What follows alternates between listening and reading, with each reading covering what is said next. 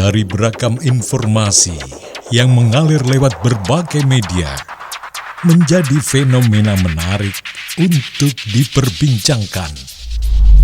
Bukti pernah belajar, ya.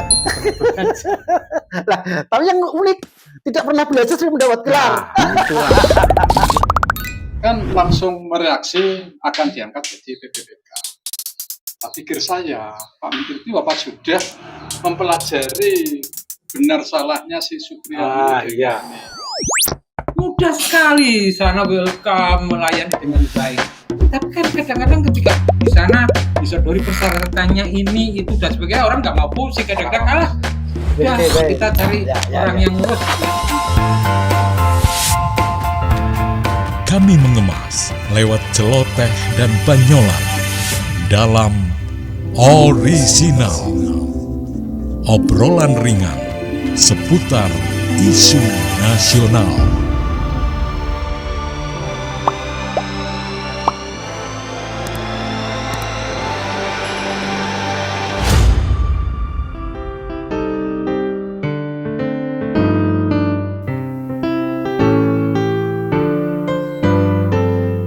Di era sekarang satu hal yang wajar ya ketika satu kasus, satu masalah apalagi dilakukan oleh sosok yang ini menjadi figur besar yang menjadi pusat perhatian kemudian melakukan hal-hal yang tidak pas.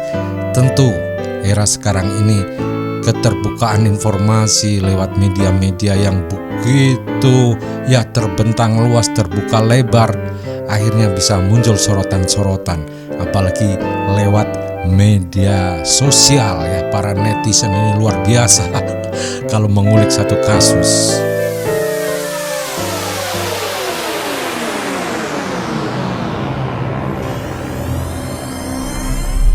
Assalamualaikum warahmatullahi wabarakatuh. Waalaikumsalam warahmatullahi wabarakatuh. Seluruh Orisinal, alhamdulillah untuk kesempatan kali ini kita berdua kembali bisa hadir.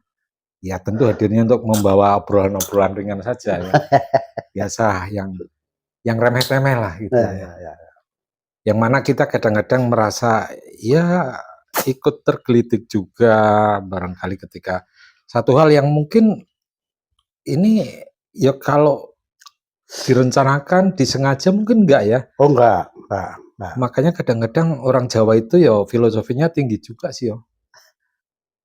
Kriwian dari kerujukan ya seperti itu ya. Kadang-kadang orang itu ya cuma mungkin dia melontarkan sesuatu yang sifatnya itu hanya guyonan dan sebagainya. Tetapi ketika halayak itu menilai bahwa itu tidak senonoh dalam artian enggak etis atau ya gimana merendahkan orang lain kan akhirnya ya seperti yang sekarang lagi geger. Ya tapi gimana? Ya masalahnya kadang-kadang memang status dari orang yang ngomong sama orang yang katakanlah yang kena sasaran itu beda jauh, sehingga ya dari wong Jokowi alah mesake kayak terkuyak-kuyak. Tapi menurut saya dia ada fenomena yang memang menarik ya. Jadi saya melalui pendekatan soal keseimbangan ya. Keseimbangan alam, keseimbangan hidup. Ya ini dari sisi sosial budaya kan selalu ada, dan kita itu berada di tengah-tengah budaya yang unik gitu ya. Ada nilai-nilai alam yang kita libatkan, ada nilai-nilai kepribadian orang, bahkan nilai-nilai spiritual segala macam bercampur, nilai Jawa dan sebagainya itu kan bercampur ya. Nah, saya kadang-kadang menggambarkan begini. Jadi kekuatan netizen itu sekarang itu ketika suasana itu pada saatnya itu ada satu ketidakseimbangan. Berarti contohnya gini lah, ada bendungan yang itu bendungan itu bocor ngiwir tadi yang kriwikan. Kemudian bisa menjadi gerojokan dan bisa pada saatnya seperti air bah yang seperti banjir bandang yang luar biasa merusak apa saja yang di bawahnya. Nah, pemantiknya itu ya tadi mungkin karena sudah orang itu dilalah sudah terkenal, orang itu sudah menjadi figur publik dan sebagainya. Ketika itu menjadi wah gegernya luar biasa. Ya itulah satu hal yang memang terkait dengan ya istilahnya media yang sudah semakin meluas, sehingga kan mungkin ketika kasus itu terjadi di lokal tertentu, ketika zaman dulu belum Belum semalam sekarang media sedemikian istilahnya merebak, siapapun mampu mengunggah, siapapun mampu dengan mudah mengakses. Itulah yang akhirnya info dari sisi manapun, di pojok dunia manapun kan, ketika itu sudah muncul di satu media, apalagi media sosial, ya sudah siap saja untuk direspon oleh netizen gitu kan. Dan banjir itu memang sulit, orang akan apa ya, istilahnya akan mengembalikan posisi semacam semula itu susah. Dan ini menurut saya memang nanti keseimbangan itu akan kembali lagi ya dalam waktu yang lama. Contohnya beginilah. Jadi umpama kita yang tadi saya gambarkan seperti banjir bandang itu. Iya. Dari sisi perilaku, dari siapa ini kan susah orang itu. Semua kadang-kadang larut semua, bahkan menerjang apa saja. Korbannya banyak sekali. Tidak hanya seorang kadang-kadang, menjadi banyak korban dan banyak nilai-nilai yang mestinya itu sudah ada dan terbangun itu menjadi runtuh semua kan. Itu yang satu. Kemudian yang kedua, ternyata dalam posisi itu ini bukan persoalan salah benar. Menurut saya itu bukan persoalan si A salah, si B benar, itu bukan.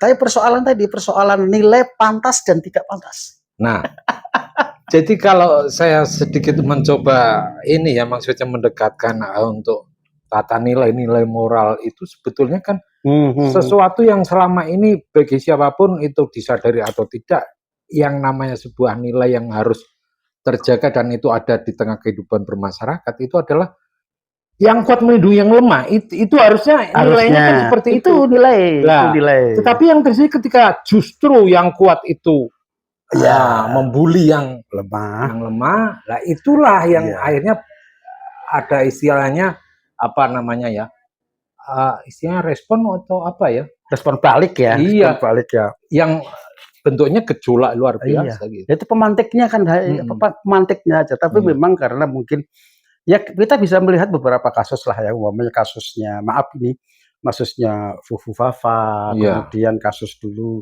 ketua KPU. Itu kan persoalan-persoalan moral sebenarnya, bukan persoalan hukum ya. Betul. Bukan persoalan hukum, tapi persoalan moral, sehingga ketika kita akan mengadu itu ke ranah hukum ya susah juga. Karena memang ini dan barangkali ketika itu memang sebagai sebuah skenariokan, sebuah bentuk kesengajaan, kan memang sudah dibentengi secara hukumnya, no problem gitu kan ya. Tetapi secara moral seperti tadi, masyarakat atau publik itu kan nggak rela tetap kan seperti itu. Itulah yang menjadi menurut saya pengikisan nilai itu yang memang harus kita utamakan sebenarnya ya, sehingga menjadi pelajaran lah bagi kita semua agar ini menjadi satu hikmah yang lebih baik ya, terkontrol siapapun lah, dan terutama orang-orang yang sudah menjadi figur publik ini yang jadi, kalau kita sih tidak masalah ya.